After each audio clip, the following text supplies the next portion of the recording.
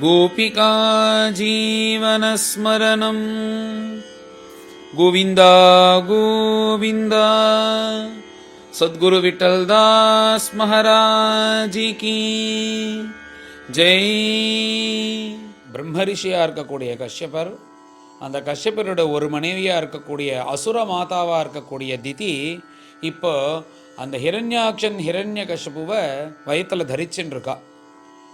இவ்வளவுமே நல்லவ தான், ஏதோ இந்த காமனையினால் பண்ண தப்புனால இப்படி அசத்தான் இந்த குழந்தைகள் இருக்காளே, இவள் பிறந்தா உலகத்தையே கதற பண்ண போகிறானேன்றதுக்காக அவள் என்ன பண்ணுறான்னா தன்னுடைய தப்போ மகிமையினால் மேக்சிமம் தள்ளி போடுறாளாம்.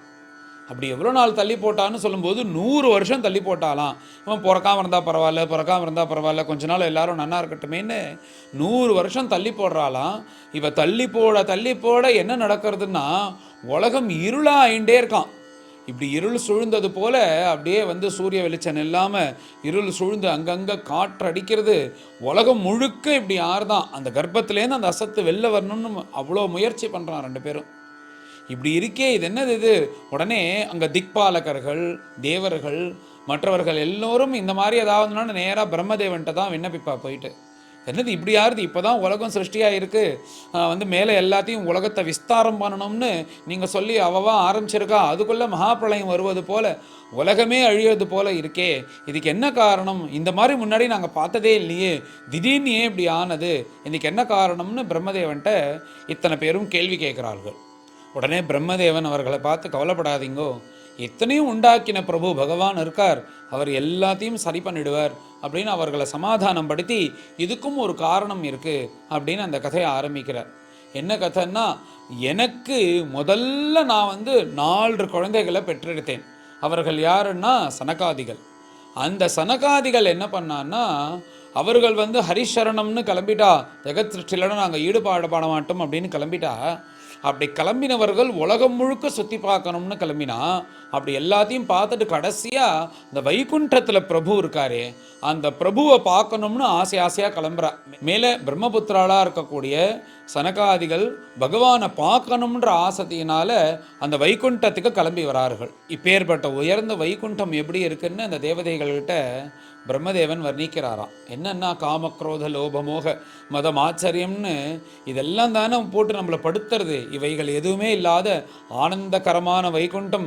எல்லோருக்கும் இங்கே கோவிந்தன், கோபாலன், ஜனார்த்தனன் இந்த பேர்லாம் எதுவுமே கிடையாது. அங்கே போனால் எல்லாம் பகவானுடைய ரூபம், எல்லாருக்கும் சதுர்புஜம், சங்கம், சக்கர, கத, பத்மம் எல்லாம் உண்டு. எல்லோரும் ஆனந்தகரமாக இந்த பக்கம் அந்த பக்கம் போயிட்டு வந்துருப்பா.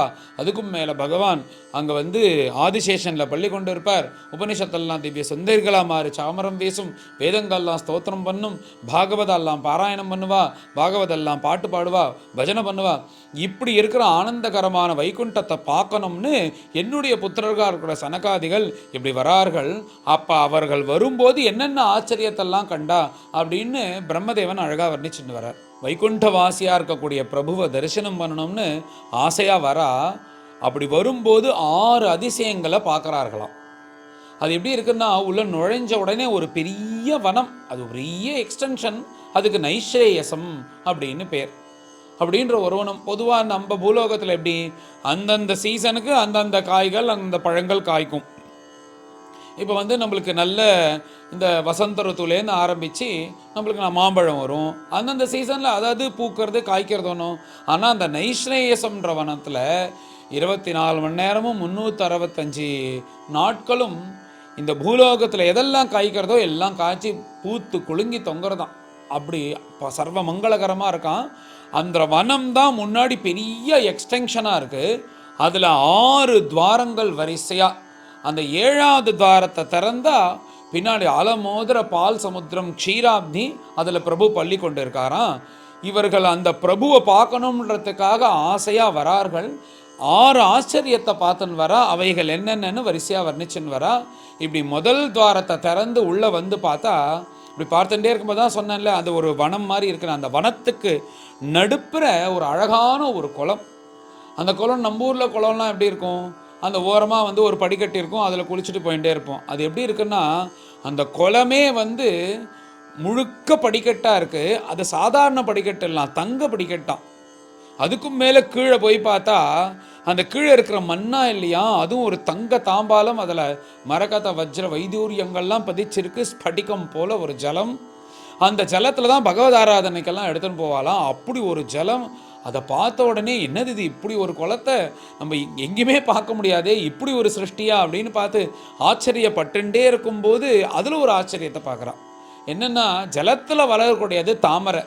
நீங்கள் தரையில் வச்சுட்டு அதுக்கு சோடசோபச்சாரம் பண்ணினாலும் தாமரை வளராது. அதே மாதிரி தலையில் கொடியாக சஞ்சாரம் பண்ணக்கூடியது மல்லி. அதை நீங்கள் ஜலத்தில் போட்டேன்னா என்ன சோடசோபச்சாரம் பண்ணாலும் வளராது. இங்கே என்ன ஆச்சரியம்னா, அந்த ஜலத்துக்குள்ளேந்து ஒரு கொடி வருதான், அந்த கொடியில் அந்த மல்லிகைப்பூ பூத்து குலுங்கி இப்படி அவர்களை கூப்பிடுறதான் பார்க்குறதான் என்ன பெரியன்றது போல்.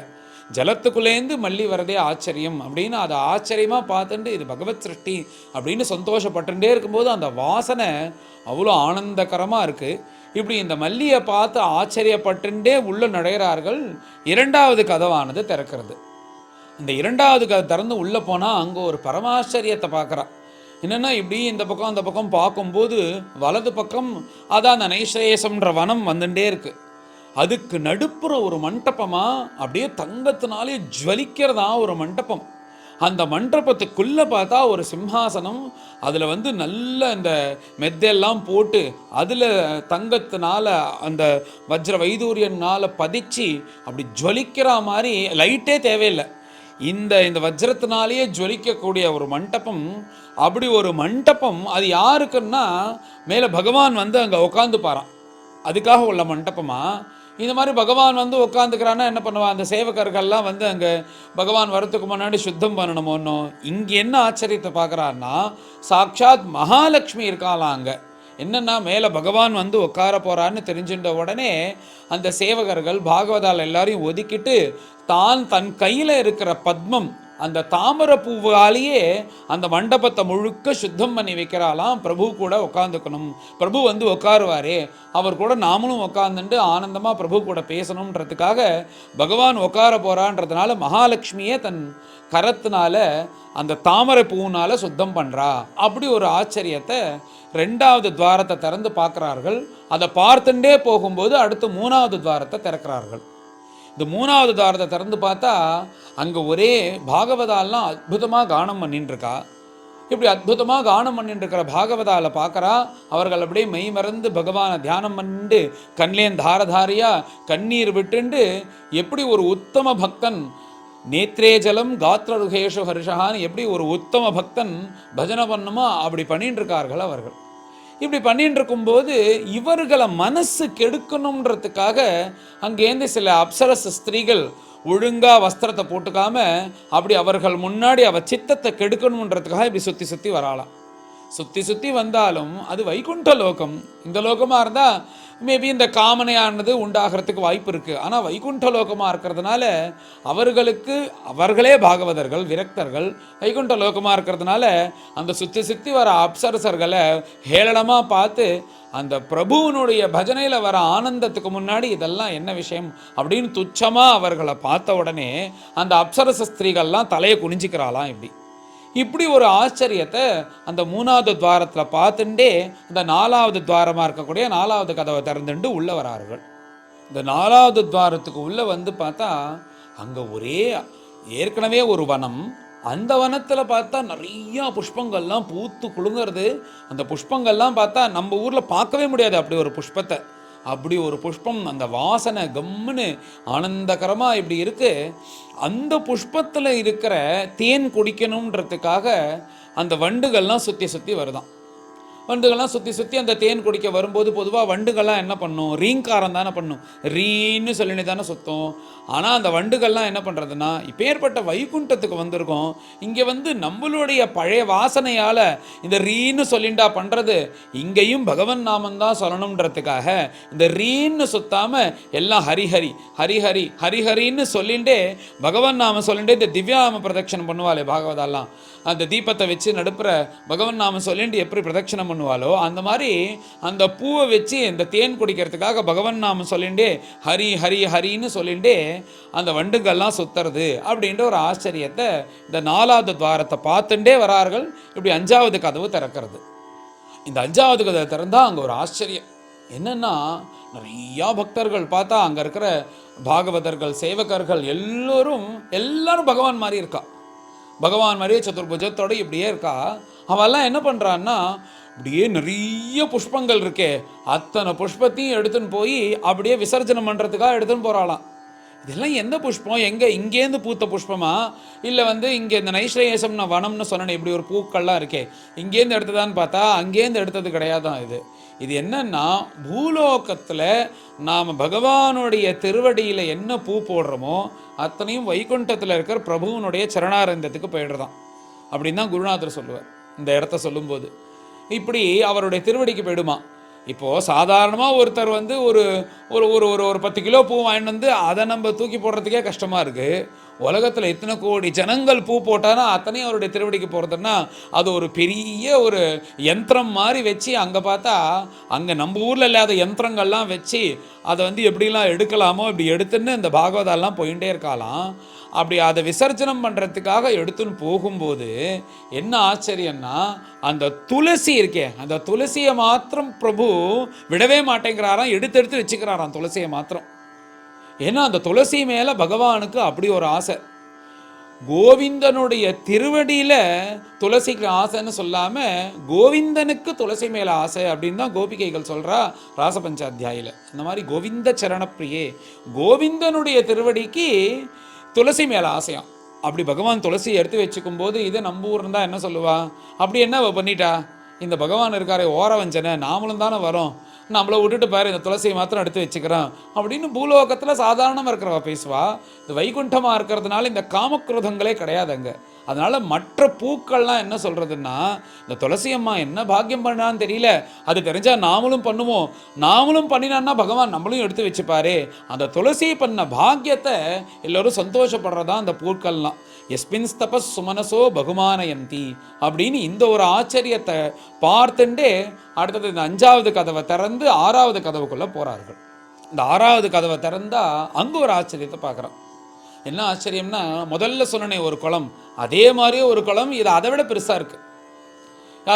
அதில் என்ன ஆச்சரியத்தை பார்த்தார்கள்னா, அதில் மகாலட்சுமி இருக்காலாம். மகாலட்சுமி தான் தனியாக வராமல் தன் கூட இருக்கிற அந்த சேவகர்கள் எல்லாரையும் அழிச்சுட்டு மகாலட்சுமி அங்கே அந்த குளத்துக்கு வரா. எதுக்கு வந்தான்னா, அங்கேருந்து ஜலம் எடுத்துன்னு போய் பகவானுடைய பாதாரவிந்தத்தை இப்படி தினமும் அதை தொடச்சி அலம்புறது, பகவானுடைய பாதாரவிந்தத்துக்கு சமர்ப்பணம் பண்ணுறதுக்காக ஜலம் எடுத்துன்னு போகிறதுக்காக வருவாளாம். அப்படி எடுக்கிறதுக்காக அந்த ஜலம் முள்றதுக்காக வரா. கையில் ஒரு தங்க குடம், அப்படியே ஸ்படிகம் மாதிரி இருக்காளாம் மகாலட்சுமி சகல கலையோட. அப்படி இருக்கும்போது தன்னுடைய முகத்தை அந்த ஸ்படிகமாக இருக்கக்கூடிய அந்த ஜலத்தில் பார்க்குறாளாம்.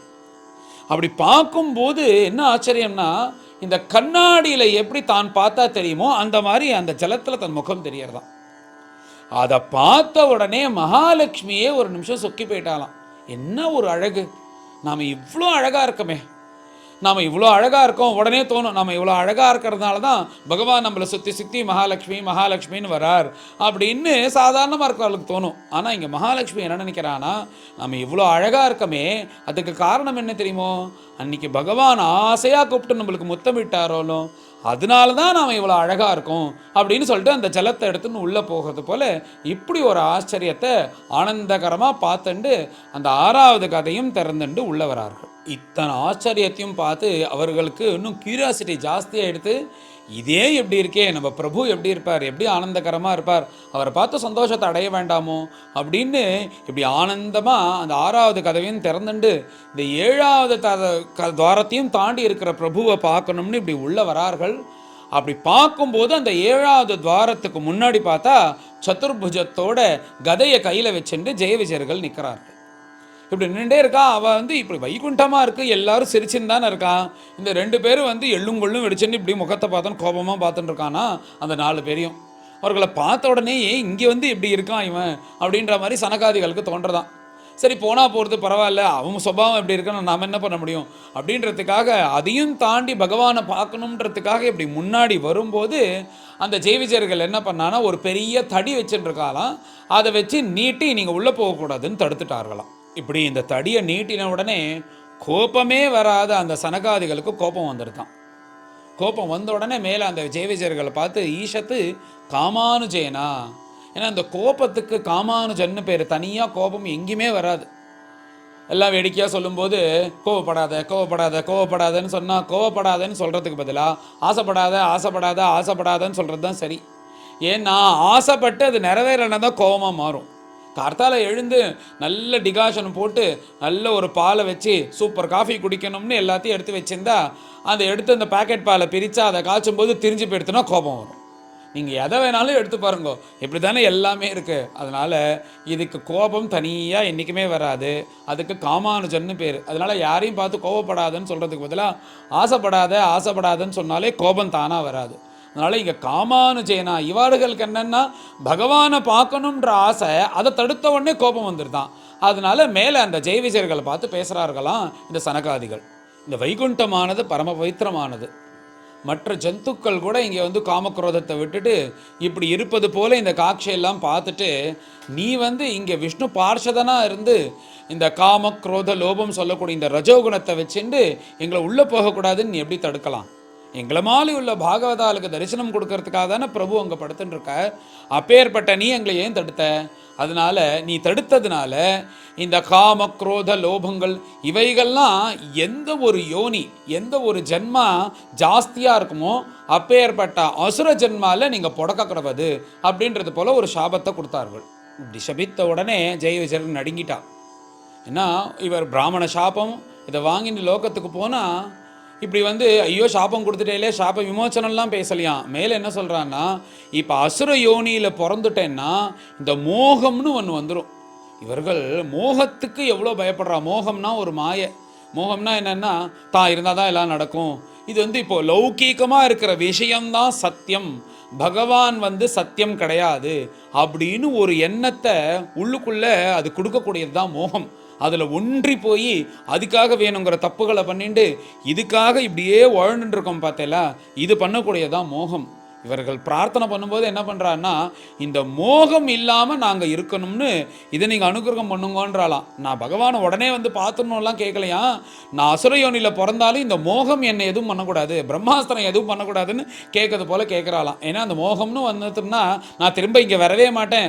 எப்பேற்பட்ட எனக்கு உயர்ந்த எனக்கு பகவான் ஒரு நிலையை கொடுத்து இங்கே நிற்க வச்சிருக்கார். அதனால் இந்த மோகத்தை இல்லாமல் நீங்கள் பார்த்துக்கோங்க. நீங்கள் கொடுத்தது சரிதான், நாங்கள் தப்பு பண்ணிட்டோம், நீங்கள் சபிச்சது சரிதான் அப்படின்றது போல் அந்த சனகாதிகளை பார்த்து பிரார்த்தனை பண்ணுறார்கள் ஜெயவிஜயர்கள். இப்படி இங்கே இந்த விஷயம்லாம் நடந்துட்டுருக்கு. உடனே பகவானே அங்கேருந்து உள்ளேருந்து கிளம்பி வராராம். அப்படி வரும்போது மகாலட்சுமியோடு சேர்ந்துட்டு கருடனை பின்னாடி வச்சுண்டு அந்த கருடன் மேலே சாஞ்சுண்டு அவர் மேலே ஒரு கையை வச்சுண்டு ஒரு கையில் தாமரைப்பூ வச்சுன்னு இப்படி சொல்லிட்டே அவர்களுக்கு தரிசனம் கொடுக்கணுன்றதுக்காக ஒய்யாரமாக இப்படி நடந்து வராரு. அப்படி வந்த பகவானை பார்த்து சனகாதிகள் பரம சந்தோஷப்பட்டு நமஸ்காரம் பண்ணி இப்படி கையை கூப்பின்னு நிற்கிறார்கள். அந்த வைகுண்ட ரூபத்தில் இருக்கிற பிரபுவை பார்த்து சந்தோஷப்படுறாளாம். பகவானுடைய கிரீடம், விஸ்தாரமான பாலம், அதில் கஸ்தூரி திலகம், நீண்ட கண்கள், நல்ல நீண்டு இருக்கிற நாசம், மந்தஹாசம், அழகான கண்டம், விஸ்தாரமான வக்ஷஸ்தலம், விஸ்தாரமான மார்பு, அப்புறம் பீதாம்பரம், பகவானுடைய திருவடி, சங்கம், சக்கர, கத, பத்மம், மகாலட்சுமியோட கருடாருடனாக இப்படி காட்சி கொடுத்ததை பார்த்து பரம சந்தோஷப்படுறார்கள்.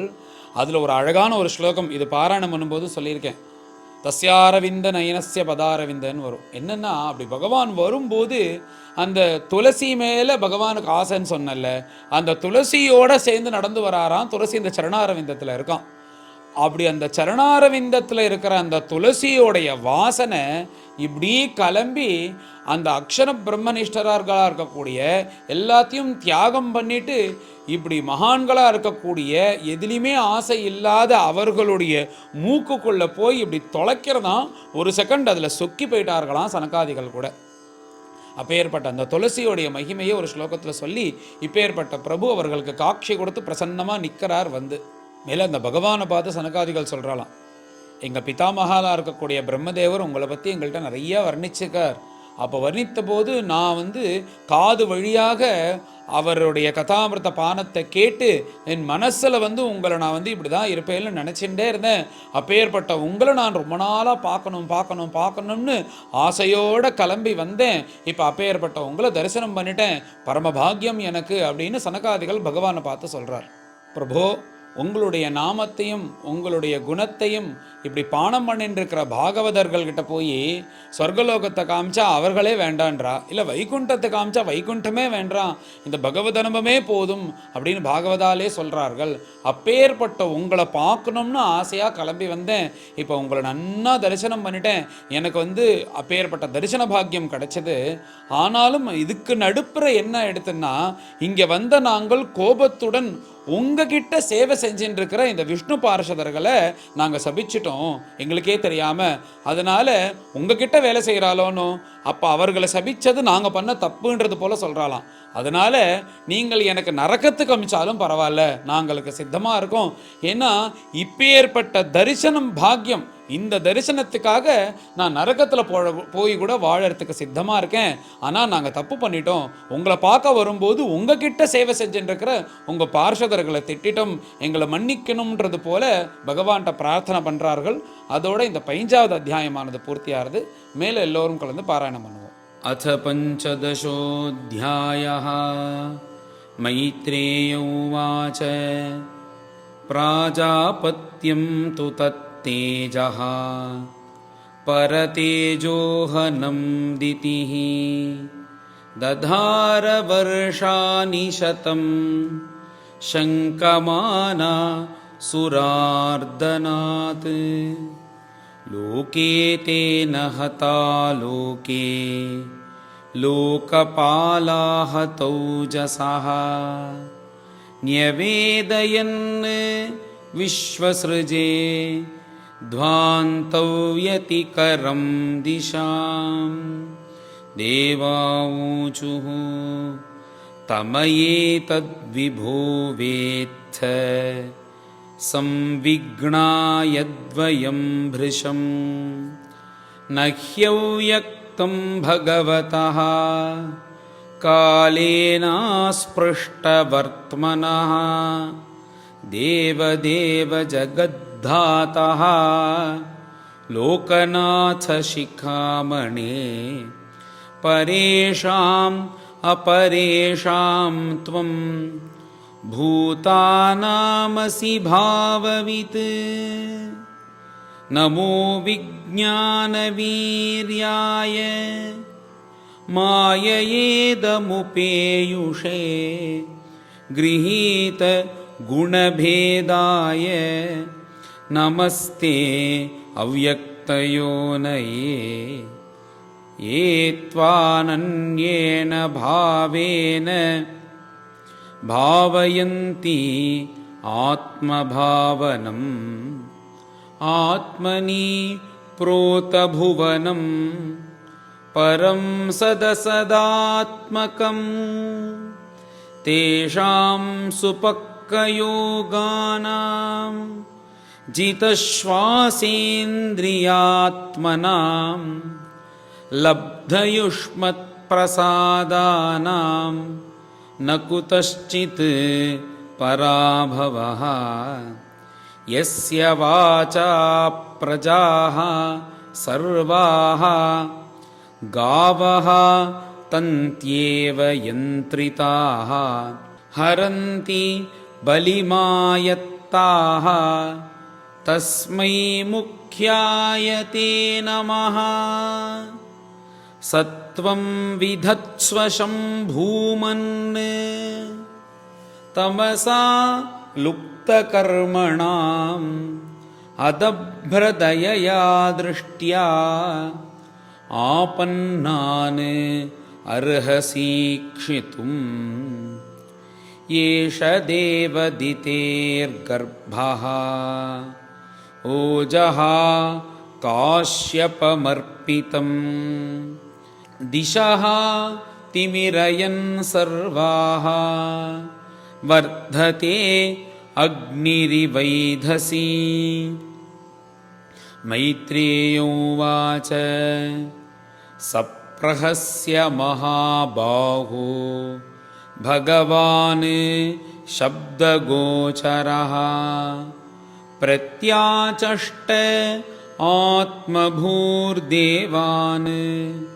प्रीणन् रुचिरया गिरा ब्रह्मोवाच मानसा मे सुतायुष्मद् पूर्वजाः सनकादयः चेरुः विहाय सालोकान् लोकेषु विगतस्पृहाः तयेकदा भगवतः वैकुण्ठस्य अमलात्मनः ययुर्वैकुण्ठनिलयं सर्वलोकनमस्कृतं वसन्ति यत्र पुरुषाः सर्वे वैकुण्ठमूर्तयः ये अनिमित्तनिमित्तेन धर्मेण आराधयन् हरिं यत्र चाद्यः पुमानास्ते भगवान् शब्दगोचरः सत्वं विष्टभ्य विरजं स्वानां नो मृडयन् वृषः यत्र नैश्रेयसं नाम वनं कामदुघैः द्रुमैः सर्वर्तुश्रीभिः विभ्राजत् कैवल्यमिव मूर्तिमत् वैमानिकाः सललनाः चरितानि यत्र गायन्ति लोकशमलक्षपनानि भर्तुः अन्तर्जले अनुविकसन्मधु माधवीनां गन्धेन खण्डितधियोऽपि अनिलं क्षिपन्तः पारावतान्यभृत सारसचक्रवाक दात्यूहहंसशुकतित्तिरि बर्हिणां यः कोलाहलो विरमते अचिरमात्रमुच्चैः भृङ्गाधिपे हरिकथामिव गायमाने मन्दारकुन्द कुरबोत्पलचम्पकार्न पुन्नागनागबकुलाम्बुज पारिजाताः गन्धेर्चिते तुलसिकाभरणेन तस्याः यस्मिंस्तपः सुमनसो बहुमानयन्ति यत्सङ्कुलं हरिपदान् अतिमात्रदृष्टैः वैदूर्यमारकत हेममयैर्विमानैः येषां बृहत् कटितटाः स्मितशोभिमुख्यः कृष्णात्मनां नरजः आदधुः उत्स्मयाद्यैः श्रीरूपिणी क्वणयति चरणारविन्दं लीलाम्बुजेन हरिसद्मनि मुक्तदोषाः संलक्ष्यते स्फटिककुड्य उपेतहेम्णी सम्मार्जतीव यदनुग्रहणेऽन्ययत्नः वापीषु विद्रुमतटासु अमलामृताप्सु प्रेष्यान्विता निजवने तुलसीभिरीशम् अभ्यर्च्यति स्वलकमुन्न समीक्ष्य वक्त्रम् उच्छेषितं भगवतेत्यमताङ्ग यच्छ्रीः यन्नौ व्रजन्ती अगभिदो रचनानुवादात्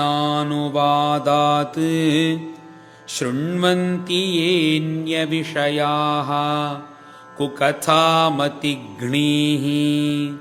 यास्तु श्रुताः हतभगैः नृभिरात्तसारान्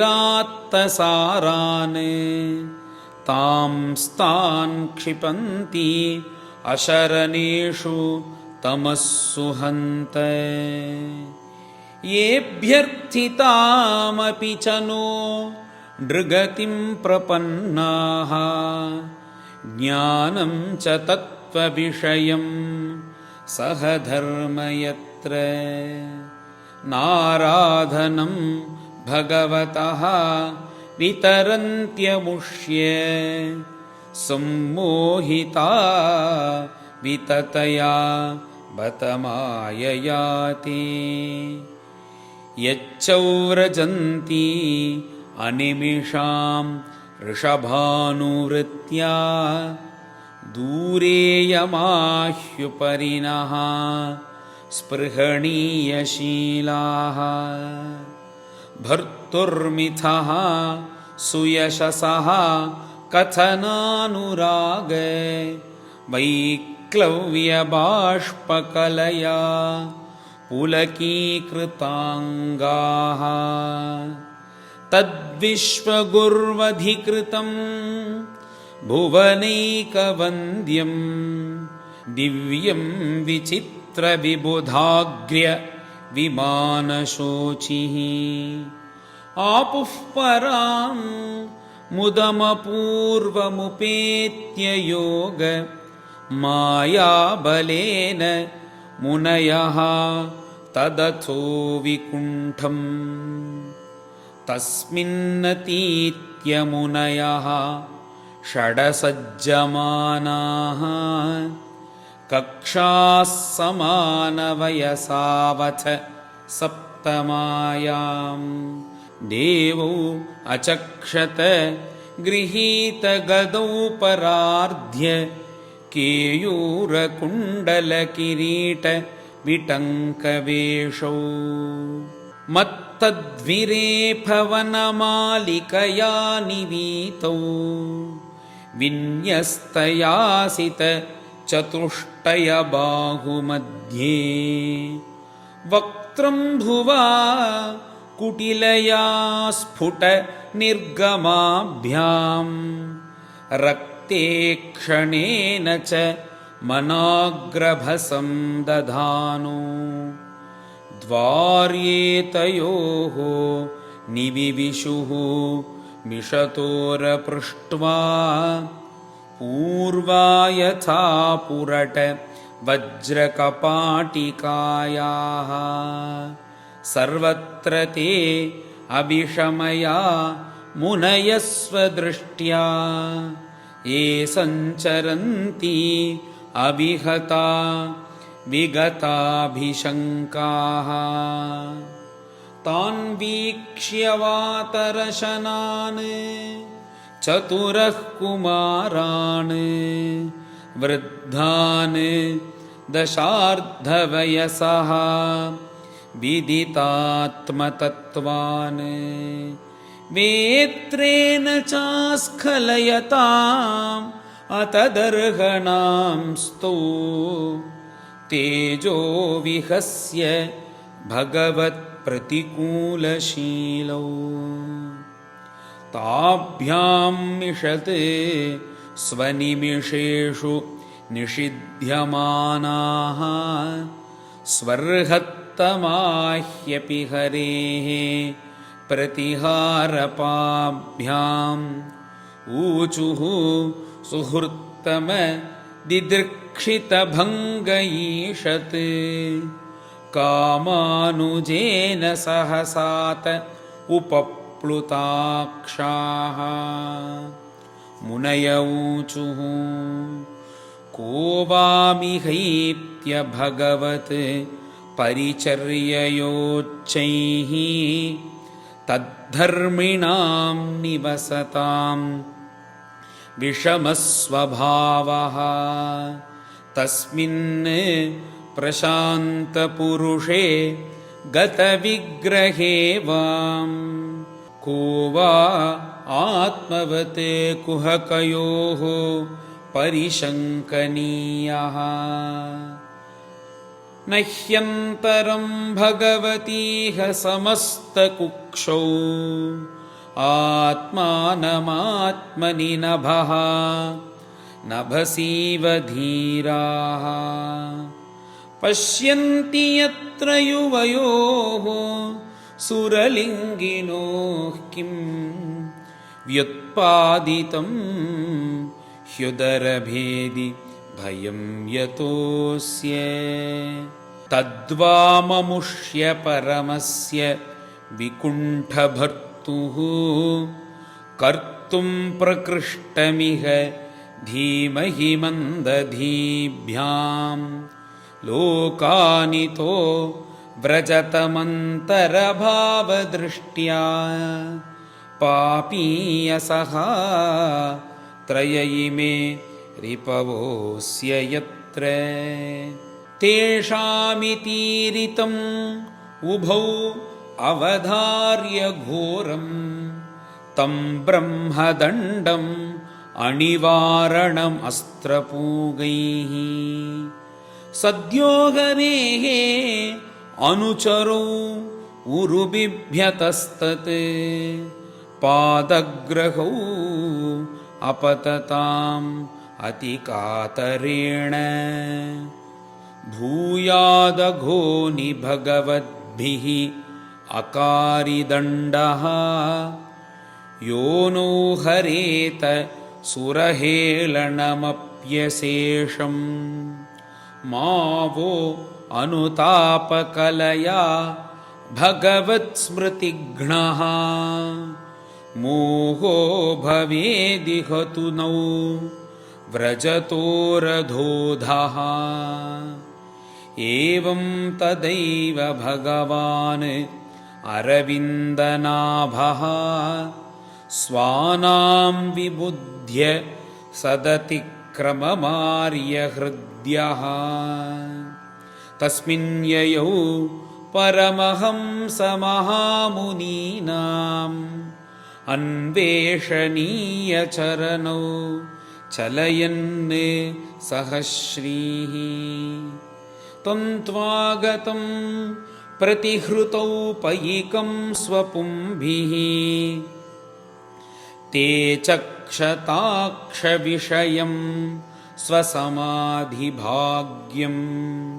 हंसश्रियोः व्यजनयोः शिववायुलोलत् शुभ्रातपत्रशशिकेसर शीकराम्बुं कृत्स्नप्रसादसुमुखं स्पृहणीयधाम स्नेहावलोककलया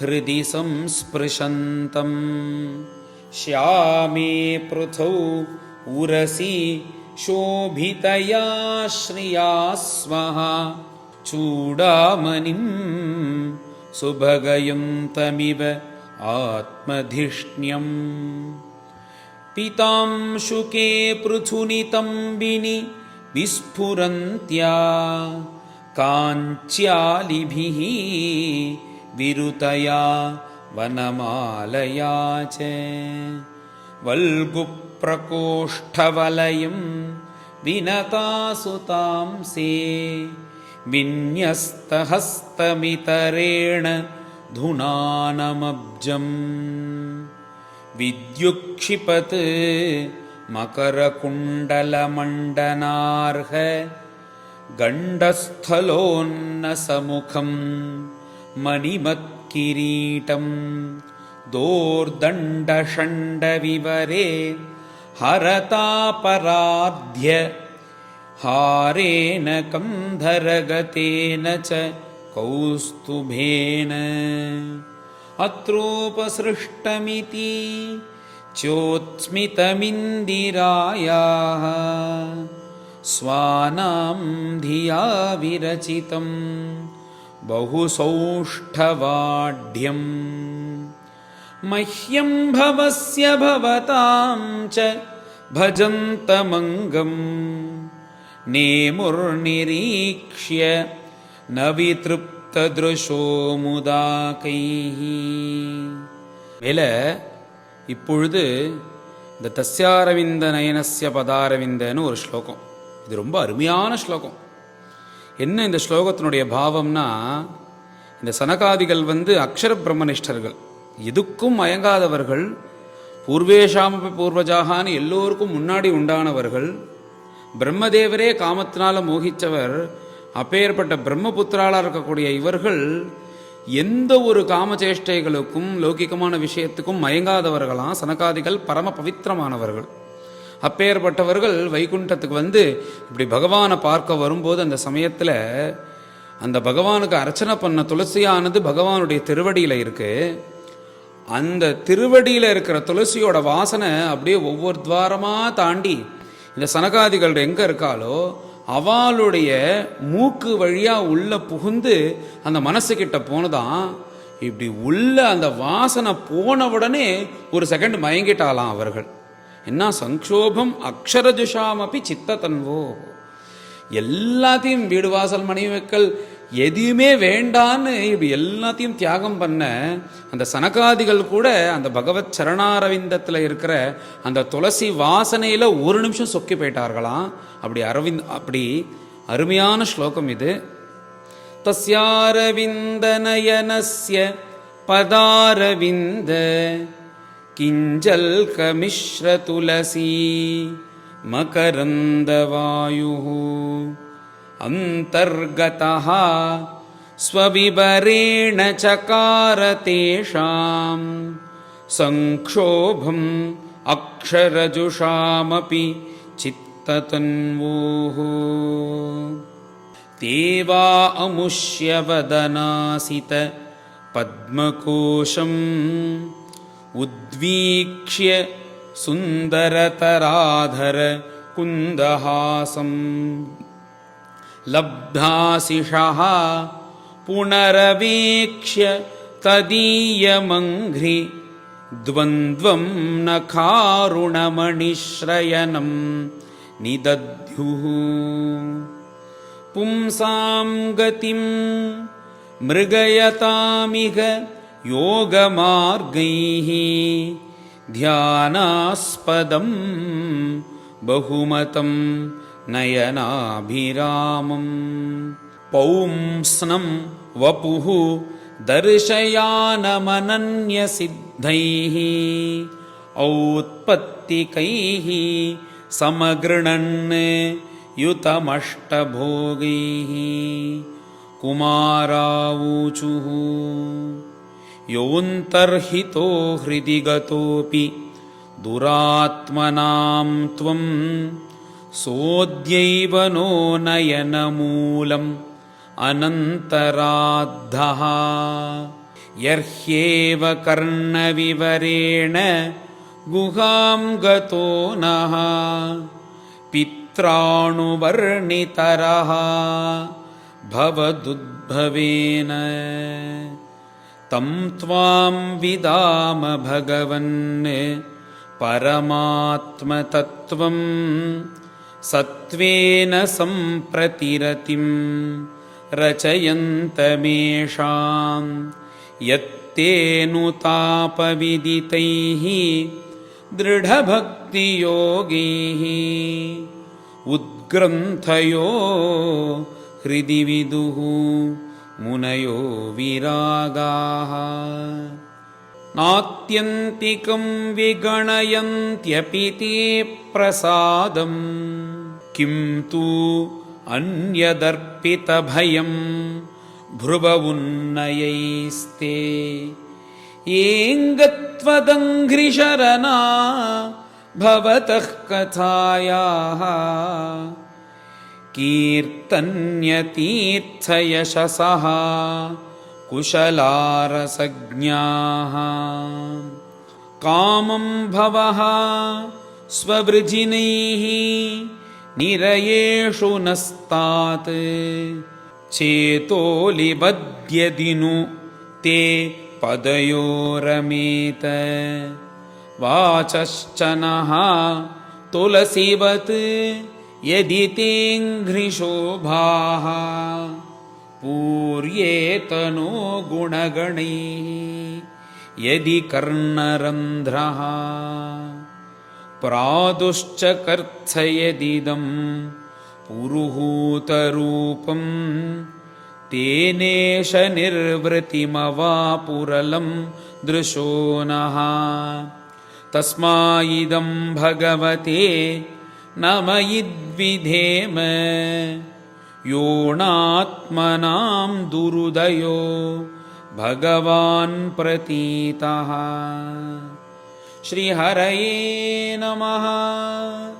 इति श्रीमद्भागवते महापुराणे पारमहंस्यां संहितायां तृतीयस्कन्धे जयविजययोः सनकादिशापो नाम पञ्चदशोऽध्यायः।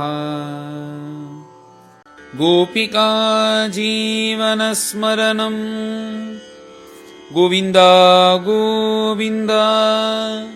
सद्गुरु विठ्ठलदास महाराज की जय।